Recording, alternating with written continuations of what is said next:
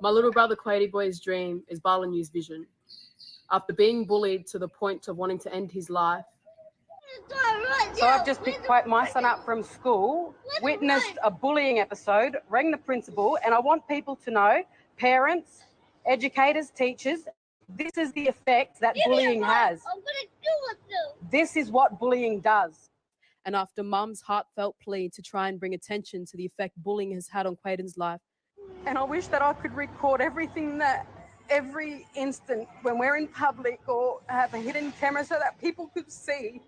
And this is the side that I don't choose to share. I choose to keep this private. This is a beautiful boy. What's happened to you if those people have that same process and went through with that? How they feel it? How stupid these people are. Clayton was then unfairly attacked publicly on social media. This resulted in US actor Brad Williams to raise funds for Clayton to visit Disneyland. But Clayton didn't want to go to Disneyland. So the money that was raised was then donated to 3 charities, Balanu being one of the charities. When we asked Clayton if he had one wish, where would he go?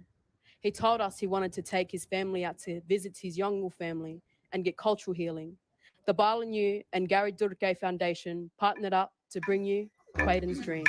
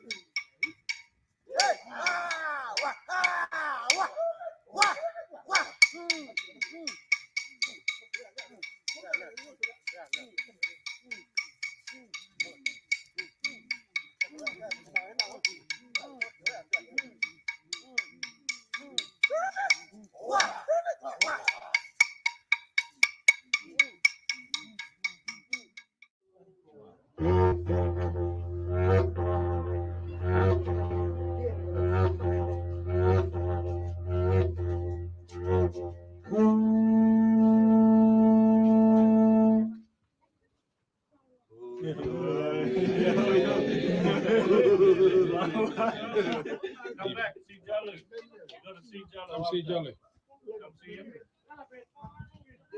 Go next to him, bro. Come up to him. Go up to Jolly. 20 memory. Very high.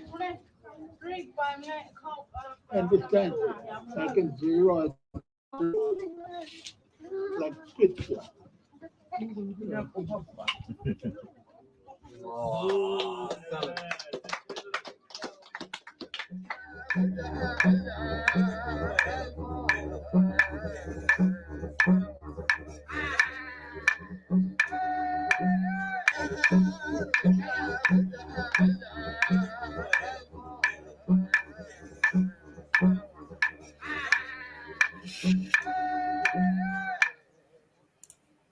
Just a remarkable story, isn't it, folks? Good evening. Welcome along to the Voice of Freedom tonight. And that story alone is just one of a number that I've been sent today that I've had a time to have a look at. And they've been put together through a foundation called the Balanu Group. and the man that has headed up that group still heads that group up. And you may have heard me talk about him previously, may have even heard me say I would never have him on here. Well, I don't know, pigs must be flying, the moon must be pink or blue, or maybe it's not the moon. But I can tell you that I've had some very, very good conversations with this gentleman over the last couple of weeks, and I am honoured to have him on my program. David Cole, good evening. Thank you for joining me from the Northern Territory, mate. Yeah, good to talk to you, brother. How are you? Mate, I'm moved. That story, that healing story for young Clayton, that's a couple of years old now. I remember when that happened, there was a modicum of mainstream media coverage, more about the bullying than anything else. That healing ceremony that you were significant in organising, maybe you can just give a little bit of a background and maybe an update on Clayton's situation right now before we continue on to our other topics of the night. Yeah, Quady boy is powering. He's a little warrior, and he's powering through life. He's doing great things. He's involved in some movies and other stuff. He's got too much going on. I can't even keep up with him. I talk to Mum every now and then, and she updates me. But yeah, he's doing really well, brother. He's and that trip was significant for him. We should point out money raised. A pretty famous actor, a pretty famous American actor, came to the party and wanted to bring him to Disneyland and show him a great time, and he didn't want any of that, did he? No, he didn't. And what his mum did was the money that was raised by that actor, his mother broke it up into 3 charities and donated it to charities. And because we weren't running our healing camps at the time, I didn't want to use Clayton's money to heal kids that government were responsible for assisting us with. I wanted it to go to something special that could assist him with his healing. So I asked Mum, I said, what is it that Clayton wants? And she said he just wants to go out to his Yulnal family, the Yulnal Nation, which is Northeast Arnhem Land, and he just wants to get healing with his Yulnal people and family, and that's all he wants.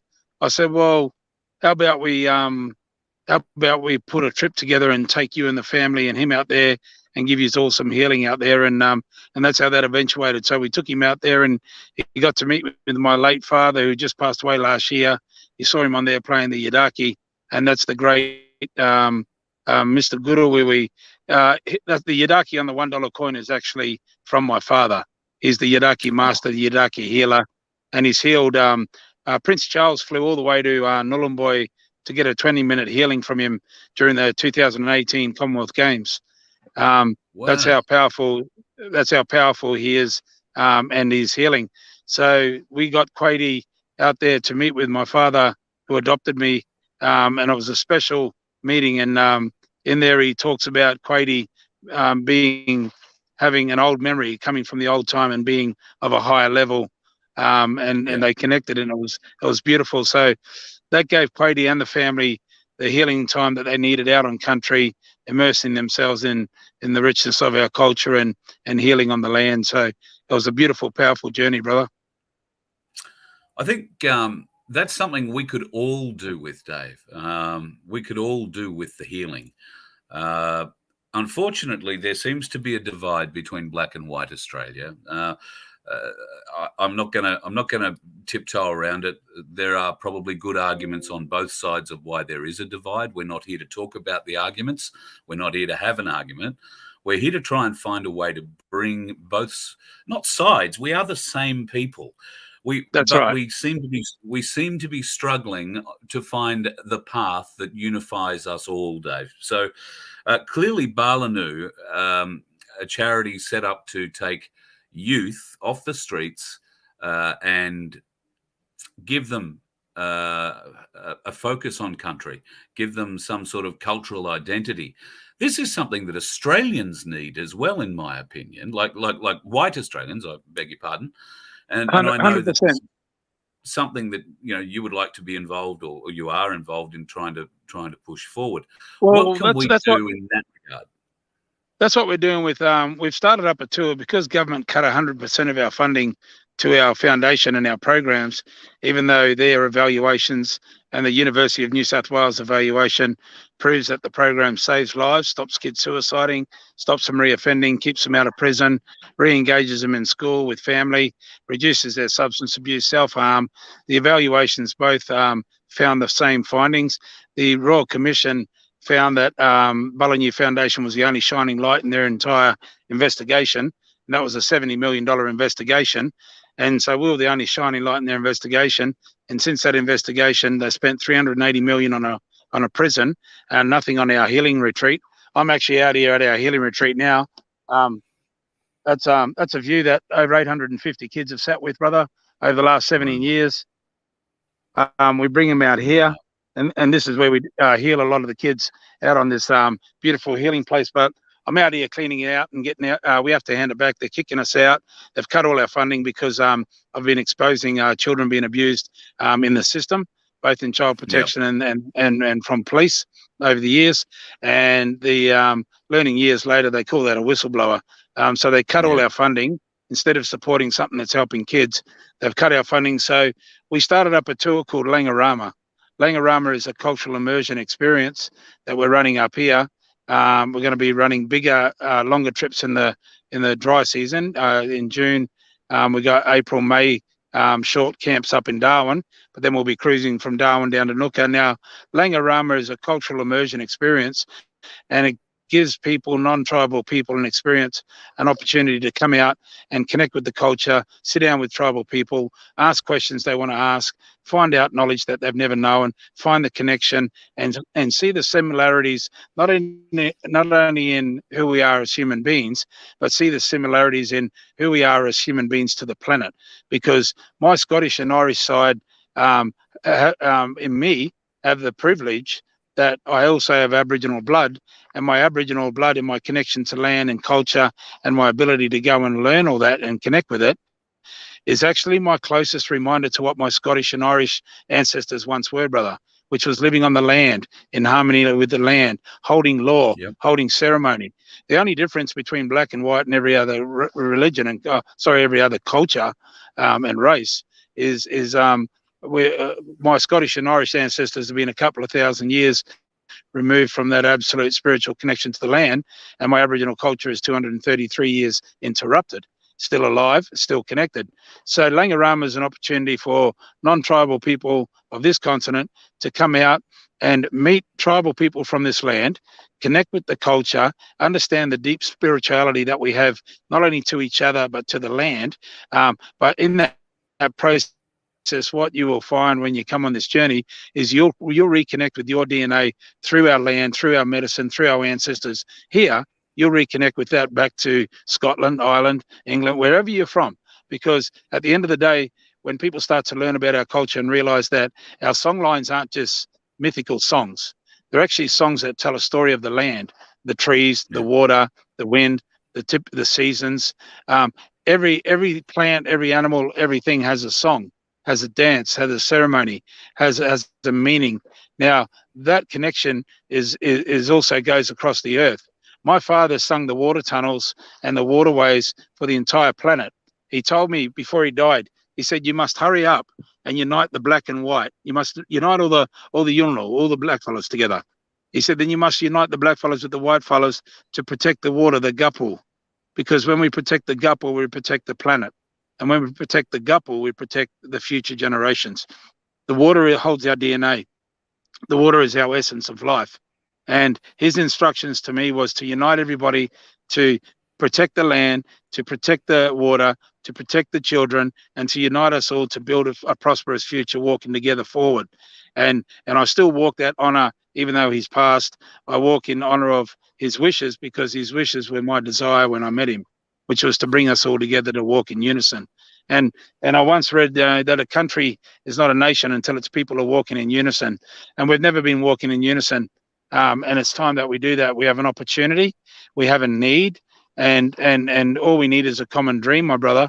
And the race, the color, the religion, the belief systems, all of that's irrelevant when we all need to eat good food, drink good water, and breathe good air. If we have a common dream, we can bring it together And through the sovereign tribal people of these lands, we have the strongest lawful standing to create the new and invite everybody to step with us. We don't have to fight this corporate beast. We have the right and the ability to create the new, and that's what we're trying to do. So Langarama is that opportunity for people to come on a cultural immersion experience, which we've got one starting next week. We have another one in May, and then we have a big one in June that's going from Latakia country in Darwin out to Nooka, which is 650 k's into Arnhem Land. Now that's a special experience, that one, because we're actually going to a very sacred land that it required 8 clan groups to meet and discuss whether Langarama could take non-tribal people into those sacred places. So it took 8 clan groups had to sit down and negotiate and discuss it all and come to an agreement that we could take non-tribal people into ancient areas that other tribal people on this continent don't go to. I can't go there. If I go in there now uninvited, unspoken for, I would get speared, or I'd get punished, and I'd get driven out of there. So this is places that tribal people can't go, but anybody who comes on the journey is going to get the experience of going out to amazing places in Nooka, which is going to be places that have been untouched for centuries, and places that hold ancient stories, fish traps, burial sites, and everything, sacred places. It's going to be an amazing journey. So that's what we're doing with Langarama now. Langarama doesn't see a profit yet. It's only early days on the immersion tours. But the reason we're running Langarama is we're running it through the foundation. So when you come on Langarama, not only are you going to get healing and connect to our culture and connect to the land, but when it does start to make a profit, the profits will be put into programs in the areas that we run Langarama, and the elders will decide what healing projects they want to see in their community for the children and the people. And the profits from the Langarama journey will go into funding the healing programs ourselves without government involvement. So the more people that get behind Langarama around the country, the greater we can grow the healing. And we want to sustain our foundation without government involvement or interruption, because it works. The program works. They've cut 100% of our funding because I've spoken publicly. They're now kicking us out of this beautiful healing space. So we're back to square one. But what we have is the culture. We have the knowledge. We have the track record. We know how to heal our children and heal the people. Balanu at its height from 2005 to 2014 pretty much emptied Don Dale Centre, and we were never funded more than 15% of what we needed. So it's the chief minister Don Dale Centre is the youth prison up there, isn't it? Yeah, that's right. That's the youth detention centre. So at the height of our program, judges weren't sending kids to Don Dale. They were sending them out to us. And the reason being is the CEO for Aboriginal Legal Aid was asked by the Chief Minister, Michael Gunner, at the time, what her opinion was of the Balanu Foundation. And she said, I'm not going to give you my opinion. I'll give you my legal team's opinion. And she told him that the legal team stated that when kids go to Balanu, they don't see them back in court. So not only were we stopping kids from suiciding, but we were turning them around and stopping them from reoffending and getting their life on track. And we did that with on an oily rag, with just a lot of love and effort. And we've never been funded properly to do it properly. So they've not only cut out what little funding we've had, but they've stopped us delivering programs altogether. And that's what we're dealing with. We're dealing with a corporation that tells the white Australians, we give the blackfellas $33 billion. But they don't tell you that programs that save kids' lives, turn kids around and keep them out of prison, are not being funded, and they're spending that money on a $80 million prison. And at the same time, they're marketing to the Australian people how rotten our kids are on the streets in Alice Springs. Now, that's all been socially engineered. So I've had the solution for years, brother. It's been working. Government's evaluation, University of New South Wales evaluation says that it works. And yet we've had all our funding cut. So that's what led me to the fight in the early days when I had to work out what I was dealing with. And that's when I realized we're dealing with a corporation that's willing to kill our children. And I've been fighting them on my own through the ICC, publicly and internationally, since 2014 on my own, challenging them on the rights of the children. So that's why I've been in this fight for a long time. And it's been well before all this pandemic stuff kicked in.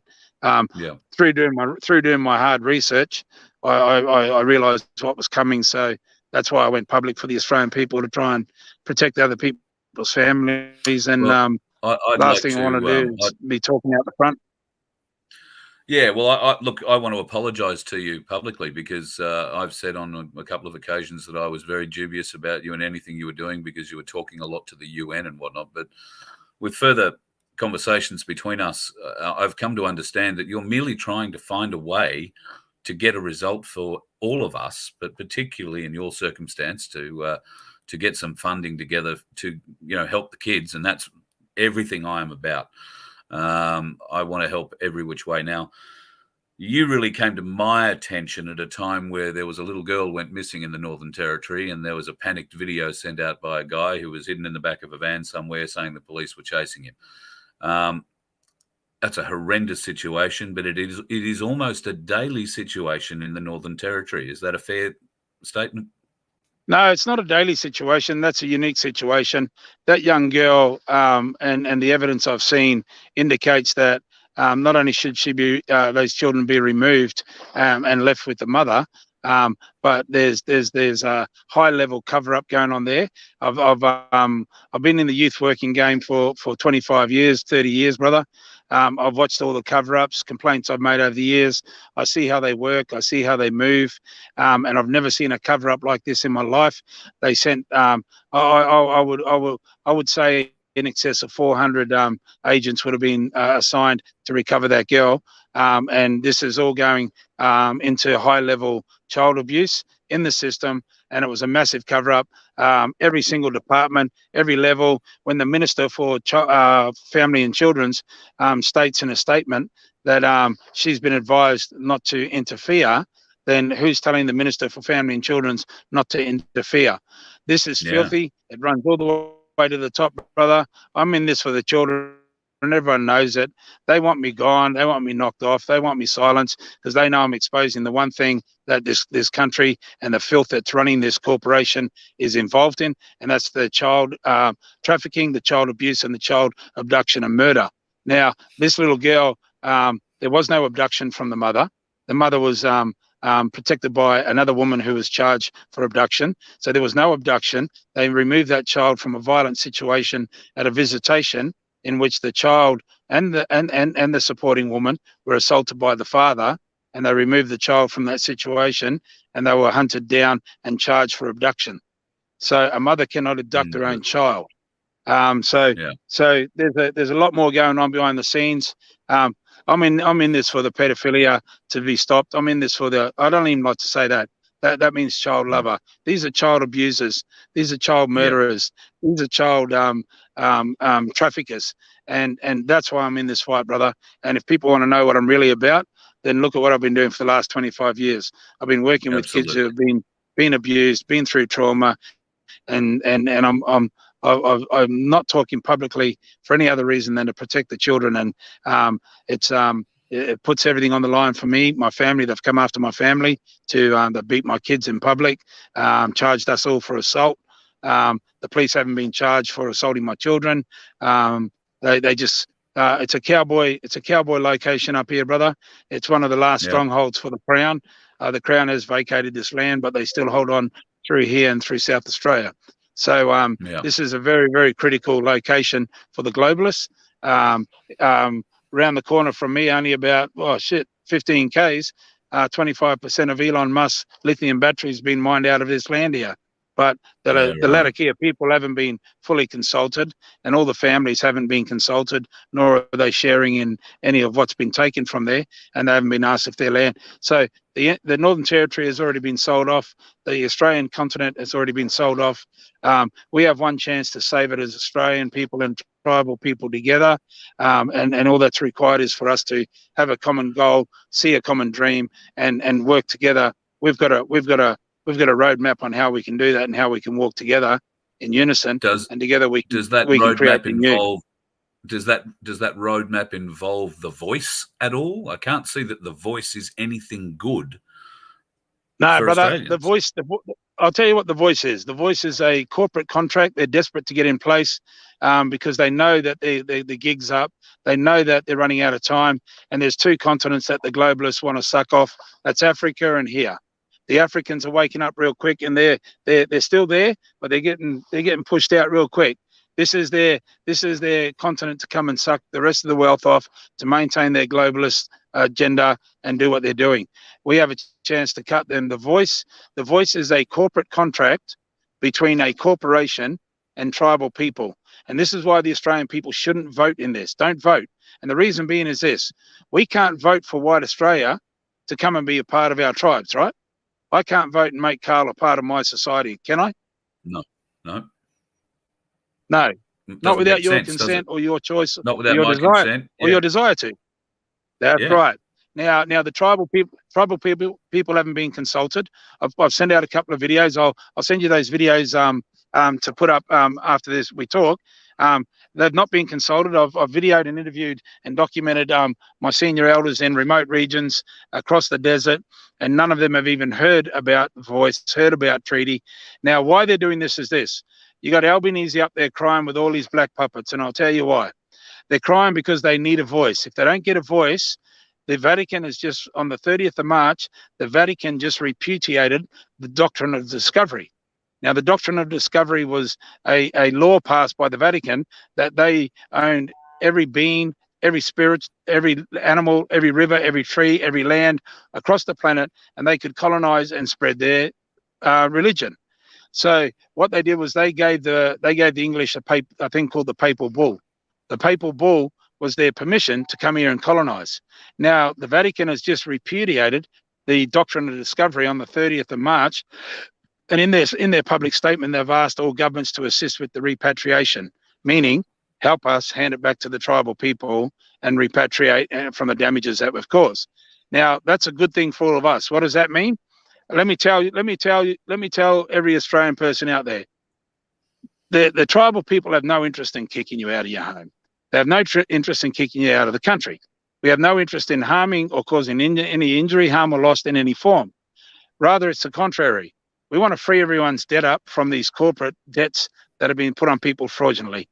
We want to see people work together to create our own governance, our own financial systems, our own institutions where we look after each other, and we're all owners in going forward. All right, all of us together. There is no we own it all, you own nothing, you sit in poverty, right? Because we've been in that poverty for 233 years, and I could take you through a community, and you'd cry, brother. If I took you through one of our communities in 2023, you would cry. And when you can see that $1 billion that was allocated for housing has been spent on a wave pool, and our people are living in overcrowded housing, and they're living on dry biscuits on an average night in most communities, and the food is toxic, the water's toxic, the housing's toxic. Our people are still being genocide in 2023 by a systematic system. And I could take you on that journey every day of the week and wake your eyes up. But here's what we need. We need for the rest of the Australian people to realise that the sovereign tribal people have the strongest standing, because it all comes down to doing it peacefully, it all comes down to doing it lawfully, and it comes down to doing it honourably. And I've looked at this from a black and white side for 15 years, brother. I don't see colour. I just see right and wrong. So I've only ever looked at this from a solutions-based perspective, through common law, through natural law, through statute law, through tribal law, through every law that exists. I've looked at what is the solution for us. And here's the reality. The tribal people have the right under international law to establish our own governance structure, our own commerce and trade, our own governing our own affairs, and we have the right to invite anybody on this continent to come and be a part of us and walk with us. Okay, that doesn't mean that you have to come under our society and live every day within our rules. We are grown enough, we're big enough, and we're smart enough to be able to work together to create. People have been talking about, Darren from,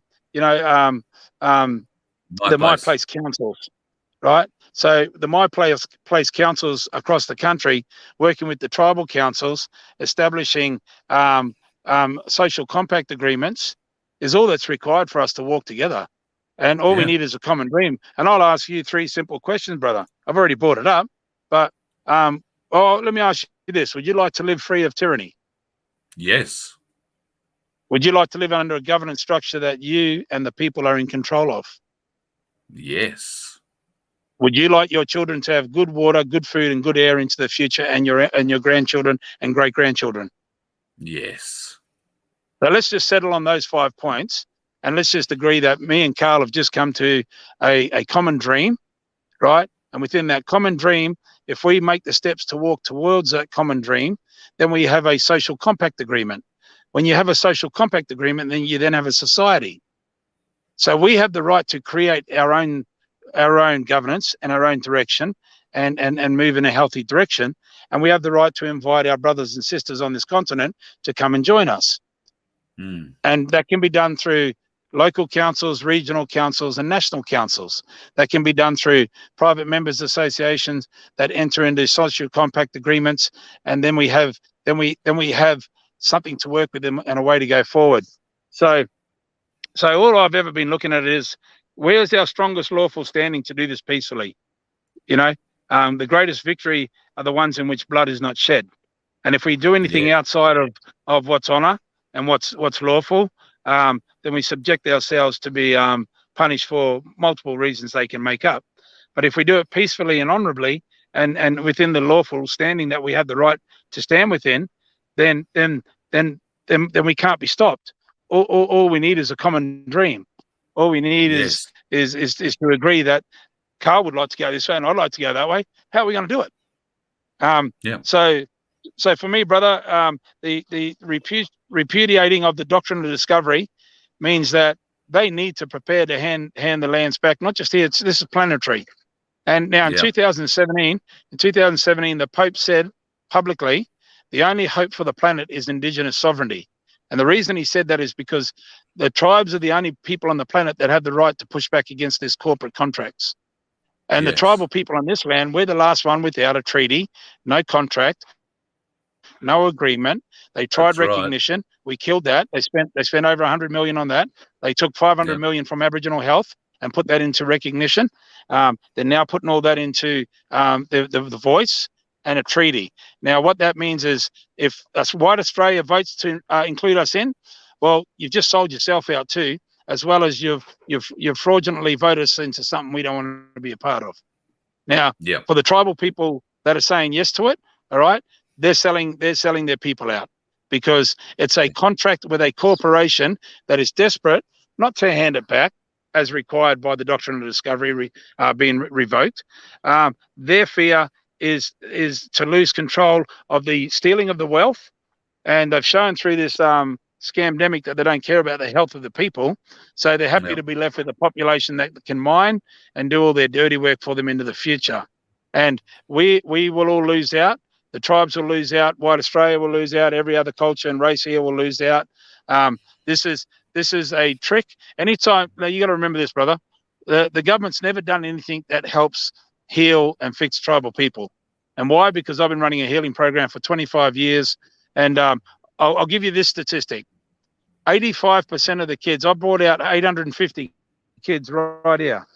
850 kids have sat on this beach. 850 kids have come out to this campsite. And out of those 850 kids, 85% of them had attempted suicide or had suicide ideology at the time that I met them. And I've been to 2 funerals in 17 years. Wow. And that's a great that's right. And at the time of those success stories, we had the highest youth suicide rates per capita in the world in Darwin, because we had the highest stolen generation population that migrated to Darwin after the war and after they stopped started closing down the missions. So that intergenerational trauma is what I've been dealing with for the last 17 years out here at this healing camp. Now, we know we can not only heal our children. I brought non-tribal kids out here, brother, and it's healed them the same, eh? It doesn't. See, for me, suffering don't see color. The reason I'm targeting our kids through culture is because we're 100% of the juvenile detention centre. We're 95% of the adult prison population. We're 85% of the child protection, and we're only 36% of the population in the territory. We're 3% of the population nationally, and we're nearly 30% of the prison population nationally. So we Right. lead the way. We lead the rates in suicide, in early deaths. We were dying 10 years earlier, crept up to 12, 14, 16. Now we're dying 20 years earlier than other Australians because of the poor health. So that's So why I call it systematic genocide. we have to talk about. I want to get into talk about Alice Springs and Darwin. I want to talk about what's happening on the streets there, and at least the perception that the rest of the country is being given. But I think before I can get to there, we've got to touch on the alcohol problem in the communities. We can only do so much as a nation. We can't, lock people down. Well, I suppose in some communities they are locked down. They're not allowed to take alcohol in there, but it doesn't stop them going out and getting it. Alcohol does seem to be the biggest destroyer of the relationship between white and black Australia at the moment. How do we bridge that gap? Well. You got problem, cause, effect, right? The alcohol is the effect. The problem is we've got 233 years of trauma that we've never been able to address. So in 2011-12, $25.4 billion spent on 2.6% of the population to achieve negative outcomes in every facet of our social suffering and lives. In 2013-14, that increased to $30.3 billion for 2.8% of the population to achieve negative outcomes. 2015-16, $33 billion on just under 3% of the population to achieve negative outcomes. So they created a multi-billion-dollar industry off our suffering, but the services and the programs never reached the community. In the 2013-14-15 budget of $30.3 billion, less than 1.5 actually reached the cold front, and that was chewed up by government, corporation, private enterprise. So by the time you get down to programs like mine and now the community-based programs that actually work, there's no money for us. Right, so they create an illusion of a multi-bill. They tell the rest of the country, well, we give the blackfellas $33 billion. So you get pissed off and you go, what? They get all these handouts and we get nothing and we're struggling. Everyone's got to remember on this country that this whole country's wealth has been derived off stolen resources from tribal lands. 85% of the world's gold comes out of one tribal land in WA alone. So we're not seeing that wealth. We're not seeing that return. We're not seeing the resources that have been stolen out of our land coming back into healing our people. So we have overcrowded housing. We need in excess of 100,000 houses across the country. So imagine this. Imagine an average house in northeast Arnhem Land with an average of 12 to 17 people living in it. Wow. In a 3-bedroom house. Now imagine the food scarcity. Then take into account the poor living standards. Then take into account the poor housing, the poor schooling, the toxic food, and imagine everyone, the stress that creates in that sort of environment. So to flee that stress, a lot of those people will come into town. When they come into town, they got nowhere to sleep, so they're on the street. Okay, and a lot of people will come into town, and alcohol. Arthur Phillip wrote in his diary over 200 years ago, we gave Aboriginals alcohol and they spat it out because it wasn't good for their body. But they realized over time, if they kept drinking it, it would help numb the effect of us stealing their land, killing them, and destroying their culture. Now, 233 years later, our people are still self-medicating to deal with the trauma. Now, everyone keeps going, oh, alcohol's the problem. Alcohol's not the problem. That's the reactive part of it. The problem is we've got 233 years of intergenerational trauma, right? Yep. We got trauma. People go, oh, yeah, but that's in the past. Well, hang on. I sat with my grandmother who told me the story when she was snatched out of a tree at gunpoint and dragged into a police car and taken away by gunpoint while all the men were out mustering. And her and her siblings all got forced into missions, and all the children went through all forms of abuse and torture and all sorts of stuff. Plus, they couldn't speak their language, or they got it beaten out of them if they spoke culture. That was my grandmother. That wasn't some mythical story that someone told me. That's in her writings, that's in her stories, that's in everything. So we still have intergenerational trauma on a level from, for example, Kumanjay Walker, when he was murdered in Yuendamu. That triggered the Coniston massacre. And that was only 2 or 3 days, 100 years to the day of the Coniston massacre. So that re-traumatized all the trauma in all the community and the elders. And then the Alice Springs City Council went and put up a statute of the military guy who led the Coniston massacre and murdered all the women, children, and men.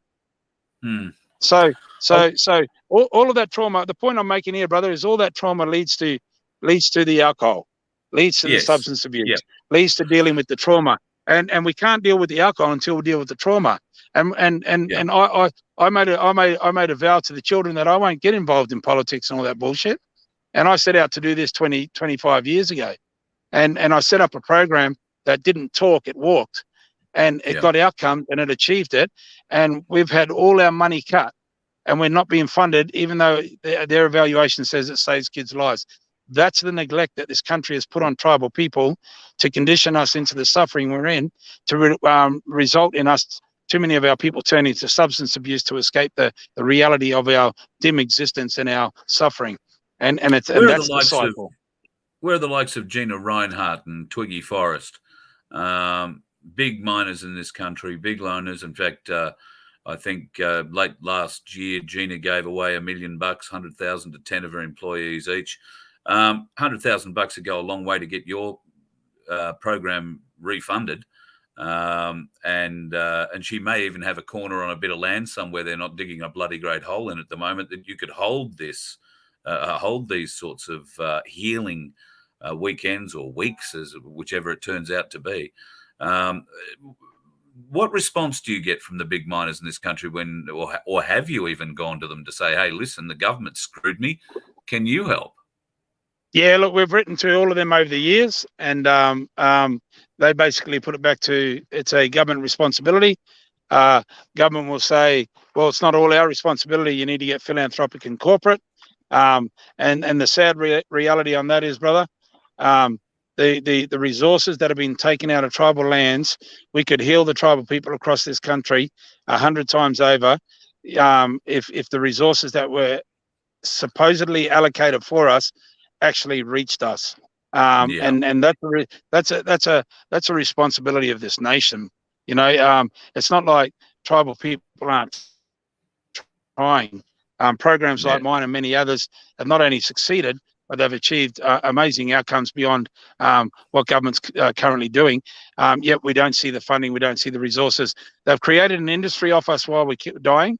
At the same time, are raping trillions out of the land, which are going to the globalists and not back to the Australian people or the tribal people who own that resource. So, you know, Twiggy Forrester, Gina Reinhardt, these people, they owe it to the tribal people to contribute back because that's where they're making their money, and they're making a lot more money than they're given. So, you know, and every cent they gave you is tax deductible. So, well, that's right.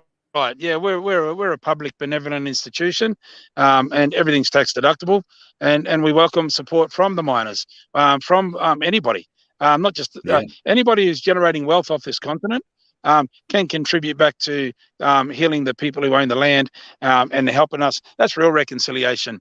All this division, all this conflict, the sensationalism of what's going on in Alice Springs, it's been like that for a long time, bro. The government just picks tell and us chooses about Alice Springs. Tell us about, you know, you're calling it sensationalism. We've seen the Prime Minister there. We've seen the Leader of the Opposition there. We've seen Jacinta Price, who is a native from there, so to speak, grew up in Alice Springs, now a senator. In fact, last night she released something on the Fair Australia website, fairaustralia.com.au. The link is in the description for the program, folks, if you want to go and have a look at it. It's not very long, maybe half an hour.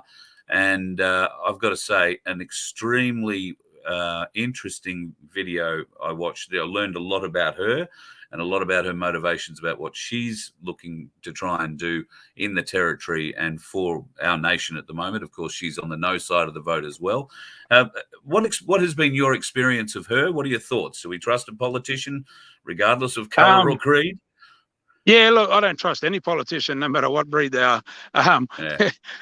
They're all controlled corporate agents who will do what their masters tell them to do. I agree with some things Jacinta said in relation to protecting women and children and community. 100% agree on that. That's about where it stops for me. I don't. We both disagree on the voice for different reasons. I disagree for the fact that they're entering us into a contract, and we're all in a lot of strife if that happens. She's coming more from the angle of, well, why should tribal people have their own voice? because we've never had a voice in there anyway. So we have different opinions. Look, Alice Springs has always been a war zone, you know, and not just, you know, the Australian people. Motherfucker. Don't go and get eaten by a bloody crocodile. I keep looking in the background there for you. Oh, might have dropped out. That happens occasionally. It is the territory after all, folks. I'll pull him out and see whether or not we can get him to come back on. Bit of a pity he's pulled up right where he has. Let me just have a bit of a scan through some of your questions, queries, and statements tonight, folks. Thank you, Paul. Apparently, Paul, you need to send me an email. Apparently, you know something about boats. Carl at vofhq.com, mate. Send me an email. What else was I going to say about boats? Oh, I saw the old pirate yesterday. We had a good chat last night, of course, and we've had another conversation today. Hopefully we will be able to bring you up to date with a little plan that we're hatching in the background in the near future. So that could be a bit of fun. And John is very keen to come out and see as many people as he can over the next 12 months or so. So we're going to try and take him on the road with us as often as possible. That'll be the way we do it. So it looks like Dave's actually dropped out and had a bit of an issue there. So I hope he can reconnect, but he may not be able to. I don't have the Langarama contact details just yet. He was going to give them to me, and I was just going to write them down and put them up.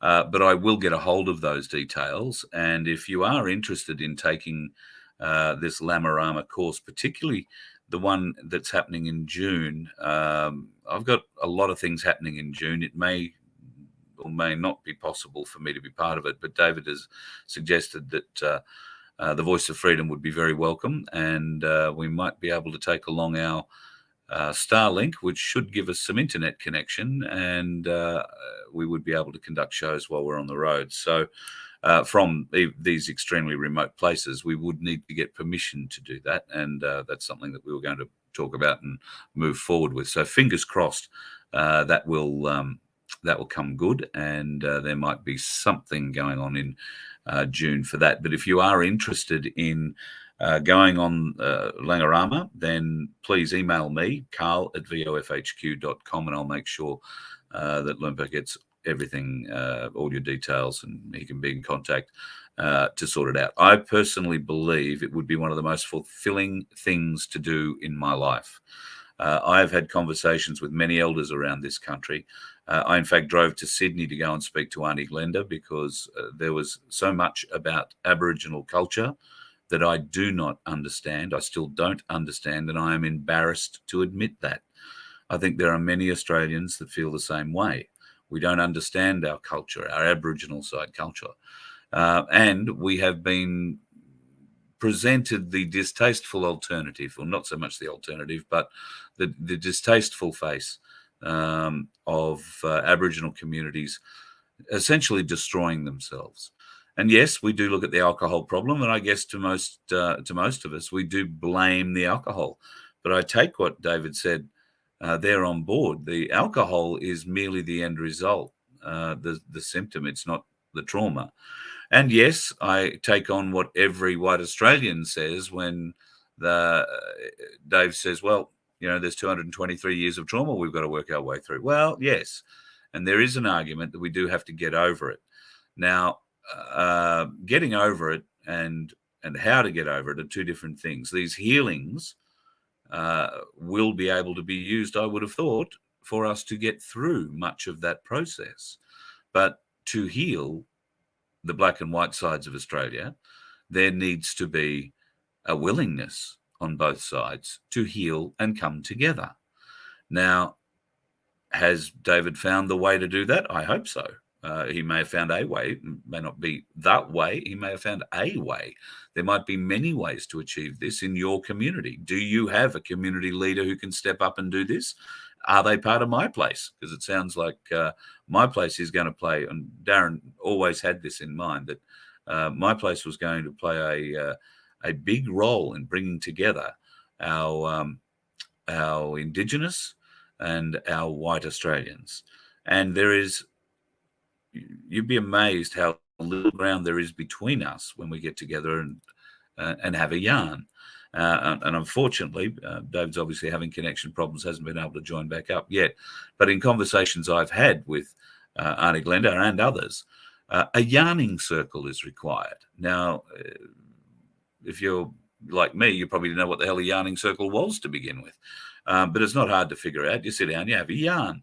Generally, you do this in a circle around a campfire, and you bring all the elders together and bring as many of the clans together as you can, and everybody has a say, and it's a very civilized conversation. Now, maybe that's what needs to happen. And then one of the questions I was hoping to get to ask Limper, but clearly not going to be able to get to if he can't log back on, is how do we unify the Black nation and the white nation? How do we get consensus out of the Black nation? There are a lot of self-interested people who are in powerful positions in clans. They are being fed government money, and to keep the government money coming, they have to do what the man says. We have to learn how to combat that. There are significant things, but there are ways, means, and I'm sure plans to do just that. And exposing great levels of the corruption that are involved in the Territory and Western Australia and South Australia and parts of Queensland as it relates to our Aboriginal communities. There are some horror stories coming out of there. David didn't get an opportunity to tell you tonight about what's happening on Tiwi Island. They've been offering folks up there $500 a jab. Kids too. There are people up there who've had as many as 6 jabs and they're falling over like flies, is what he's being told. So they are murdering us. They are murdering all of us. It doesn't matter what colour we are, what creed we are, what religion we are. It doesn't matter. They are killing the sickest of us or the weakest of us, the ones whose immune systems will go down first. That is what they're doing. We need to figure out a way to unify this country, and we need to figure it out fast, because these bastards, come the end of this year when they put up this referendum, if this yes vote gets up, it's all gone, folks. Everything. The Aboriginals in this country will become corporatized. And as Limper was saying in our chat, the sovereigns, are the only ones, the easiest, safest, lawful way of us regaining control of our country. And those sovereigns are, for absence of any other argument about New Zealand, about New Guinea pygmies, they are recognised as sovereigns on this land. So we can have as many arguments amongst ourselves, but it won't really matter, because the only argument that matters has already been had, and that is how they are referred to, sovereigns of this land. A yes vote will change that. It will remove sovereignty from the nation, from our Aboriginal nations people. Wouldn't it be ironic if it took consensus, love, forethought, planning from the Black side of Australia to save the white side? What more of a gesture could we need? Because that is selfless. That is community. That is building us. That is working for all of us, regardless of shape, colour, creed. Wouldn't it be ironic if the Black nation came together to save the whole of this country through sovereignty? And I did see a mention there, somebody about Magna Carta 1215. Yes, I would have had a bit of a conversation about that, and I will have a conversation. We haven't spoken about it privately yet, and I don't want to throw it at him cold, so to speak, because some folks have never even heard of Magna Carta 1215. Doesn't matter whether they're white, black, yellow, blue, or purple. Some folks just never heard of it, so we could have wound up going back into a lesson.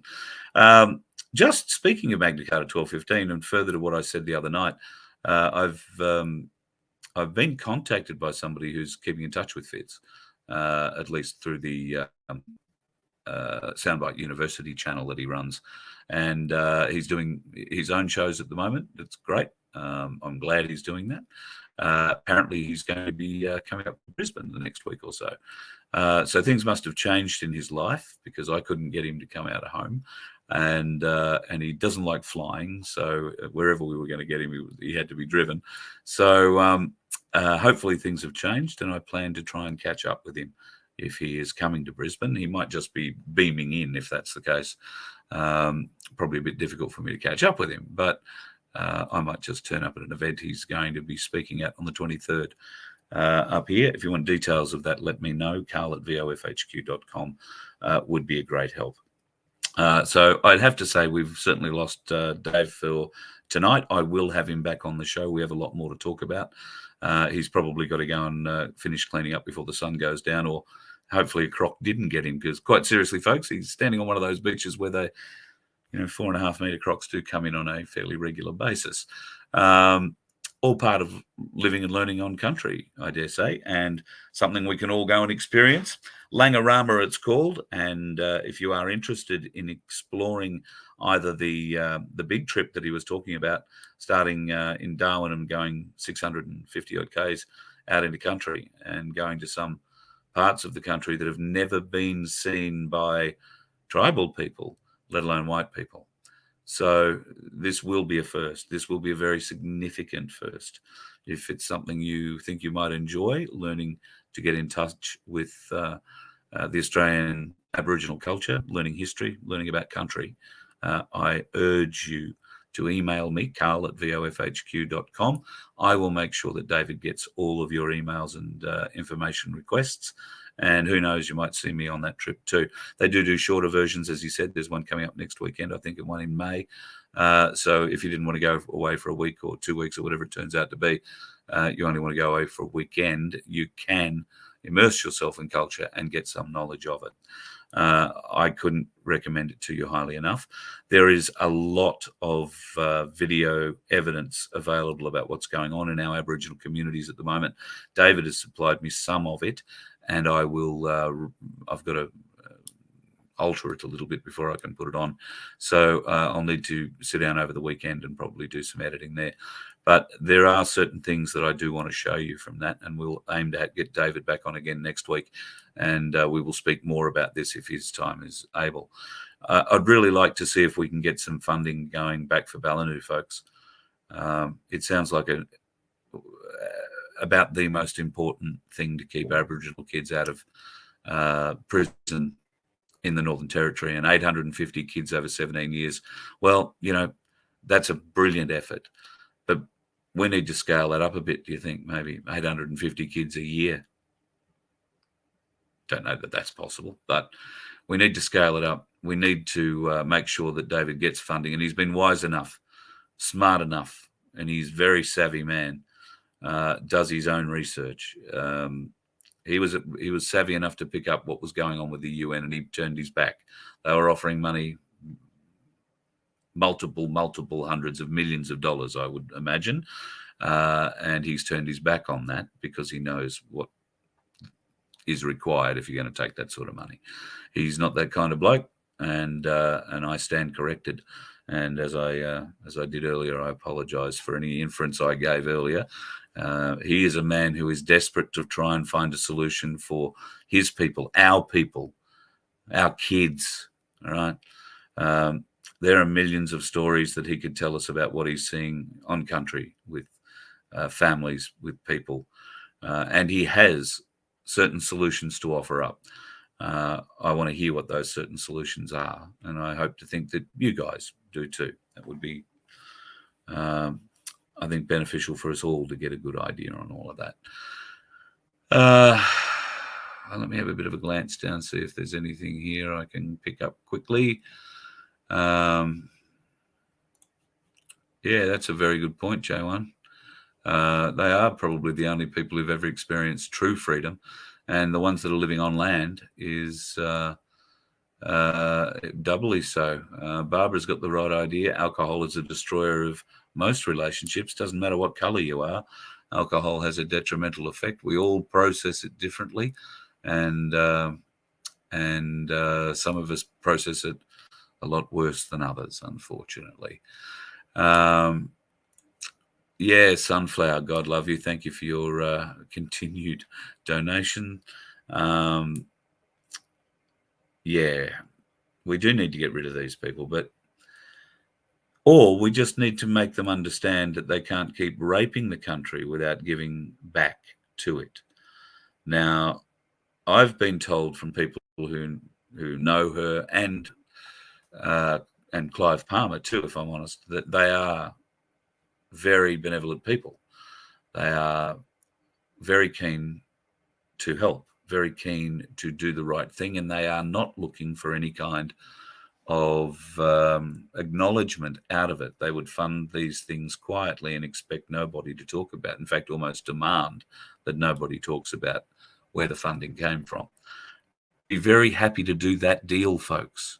If we can get some money to get that sort of level of education and that sort of success rate coming out from the courses that David Cole is running, then we as a nation can't afford not to do that.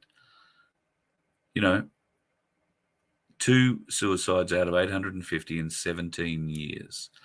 And apparently a recidivist rate in very, very low single figures. That meaning that any kid who was put through that course through the justice system has not appeared or reappeared in front of the justice system after having gone through it. They've been given skills. They've been given tools to cope, to learn, to grow, and not to, I guess, reach for the pipe or reach for the bottle to try and numb the pain. Can't say I've got any answers, folks, but I want to say I want to find them. Can only find them through you. Can only find them through you and people like David Cole, who are willing to stand up, willing to work their asses off for all of us, colour be damned.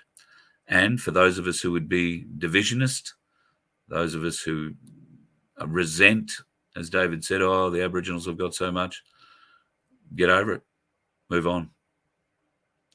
We can't continue harping backwards. If you are going to demand that the Aborigines stop talking about having their land stolen from them 223 years ago, then you also have to stop bitching and moaning about the outdated stereotypes that, well, maybe not stereotypes, because it was reality in a lot of cases, particularly through the 70s, 80s, and 90s, and it's probably still that same reality now.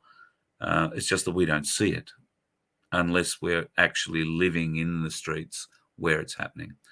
And I'm really hopeful that, you know, that doesn't. Well, I'm hopeful that we can break that cycle. It looks like David's found himself back into a place where he can connect again.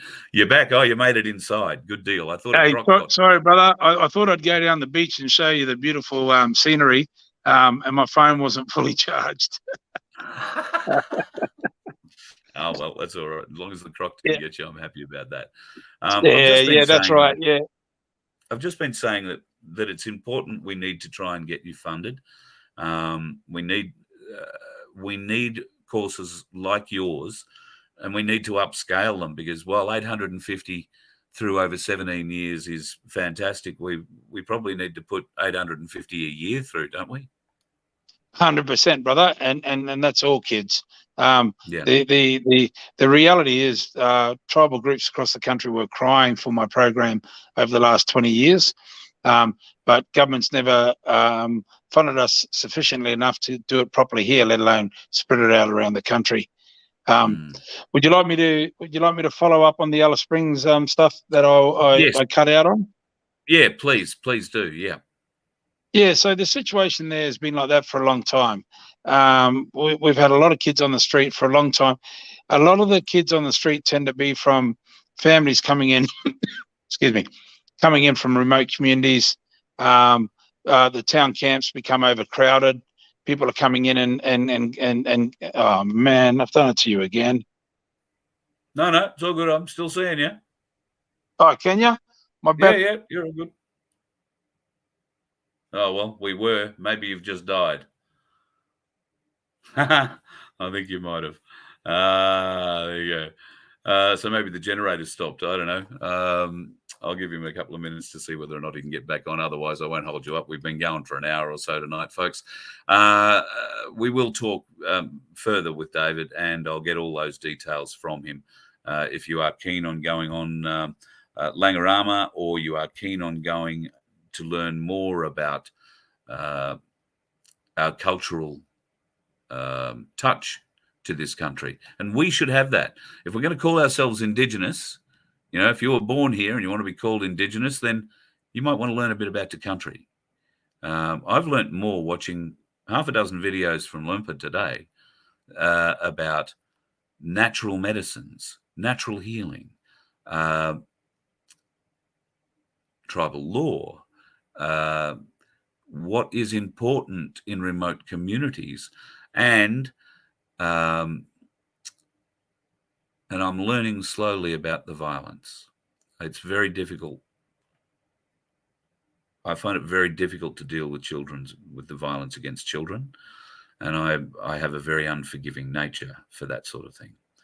So I am struggling with the concept of helping someone who would abuse a child like that. I mean, I know where I'd like to help them, probably into the jaws of a crocodile. So I'm hopeful that David can teach me ways to deal with my torment over that. And I'm not the only one who feels this way, I know. But let's face it, none of us are going to go and throw people to crocodiles, are we? Quite happy to stand up and do that if it's allowed. But otherwise, I think it'll be, we'll be taking turns at the gallows, pulling the floor switch. I'll leave it for tonight. We'll let David go and plug his phone in and get a bit of signal happening again. I'll get him back on next week. Thank you tonight, folks, for joining us. We didn't get through nearly as much as I'd hoped, but we would never get through as much as I'd hope on a subject like this. There is too much to cover in one night, and I want to try and set something up with David so that he comes on pretty regularly and gives us an idea and an update of what's going on in the territory and across Australia. As we inexorably get towards this bloody referendum towards the end of the year. No, folks, no. It's the only vote, no. And we will keep trying to educate you as best we can. We will get not just David, but other members of communities across the country to come on and have a talk, and we will get their true stories. This is the voice. It's not a white or a black voice. It's everybody's voice, and we want everybody to be heard or have the opportunity to be heard, provided you're not a troll. Trolls, you can be heard. Go to your own room and be heard. We don't really care. Samantha, gee, I like what you're saying there. We need to disconnect from the rest of the world for a while. The world is broken. There's an evil that is going on that isn't for us to be around. Yes, you are 100% on the money there. Absolutely.